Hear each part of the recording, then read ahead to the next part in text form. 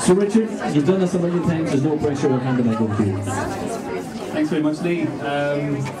You'll be glad to know that I'm going to keep this very, very short, and there's a couple of reasons for that. As Claire said, first of all, there's a treasure hunt, so I want you to have as much time as possible to get around all the shops and get your clues so you can win the big prizes.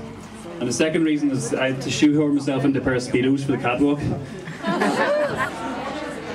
Once again, big thanks to the guys. Hair and makeup this evening by The Edge Hairdressing. Special. I'm only joking, don't let that put you off, don't let that put you off.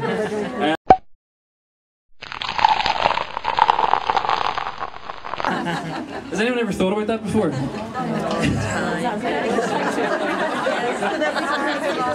Well, I'll tell you this, there's good news and there's bad news. What do you want to hear anything first?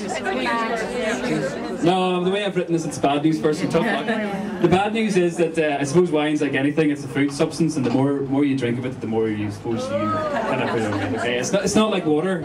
However, there is good news, and there's 3 bits of good news. The first bit of good news is you have a choice of wines. Some wines are a little bit more naughty than others, okay? So the things to look out for are 1, the colour of the wine. So the lighter the wine, the less the calories. Is the amount of alcohol in the wine. Now, does anyone drink a very high alcohol strength wine, or is that the first thing they look for? No? Yeah. Yes, no, I thought so. Well, basically, the higher the alcohol, the more calories in it. So again, stick to something lower. So if you get a cheap wine and you end up blocked, the reason why that happens is because you keep reaching for it. Because the flavour disappears. So you're all good people, it's just that you just get in the wrong wine. So you want a nice long finish in your mouth. The French had the lowest incidence of heart disease in Europe. And this was kind of strange because they also found out that the French have the highest fat content in their dairy in the whole of Europe. So it seems a bit unusual that these French women are scoffing away their cheese and they're about that thin. Well, they basically bread. Well, that's one thing. Another thing is wine. They always have a glass of wine with their meal. And there's a thing in wine called resveratrol, and it prevents the absorption of fat into your bloodstream. So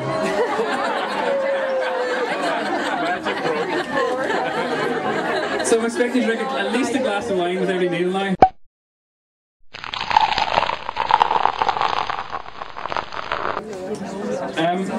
I'm going to put one of the questions out to the audience and make it a bit interactive.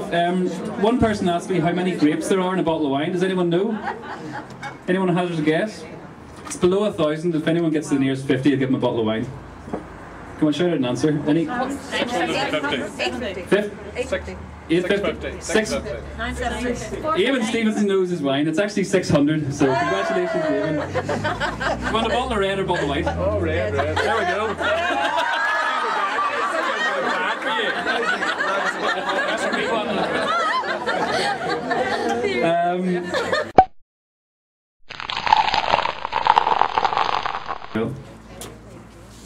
I'm going to have one final quick customer question here. So we've had a chance to win a full bottle of wine. So Full one. let's say how big the full bottle was. Does anyone drink champagne here? Yes. Okay. Do you know the little cagey bit at the top of a champagne which you got to twist off before you pop the cork? How many twists does it take before the actual cage comes off? So how many times did it? 3. Put your hand up first. 6. 6?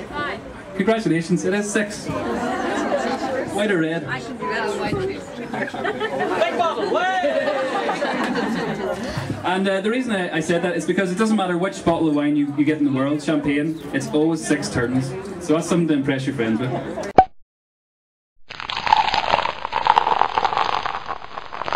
The main thing to know about that is don't be shy. All they're doing there is asking you whether it's corked or not. Now, does anyone know what cork means? It's been open and closed. It basically means there's a bacteria in the cork. It happens to about 5% of wines. And what happens is once that bacteria gets in contact with the wine, it gives it a really bad smell, as I said before. So if you can imagine wet mouldy carpet, that's what corked wines are.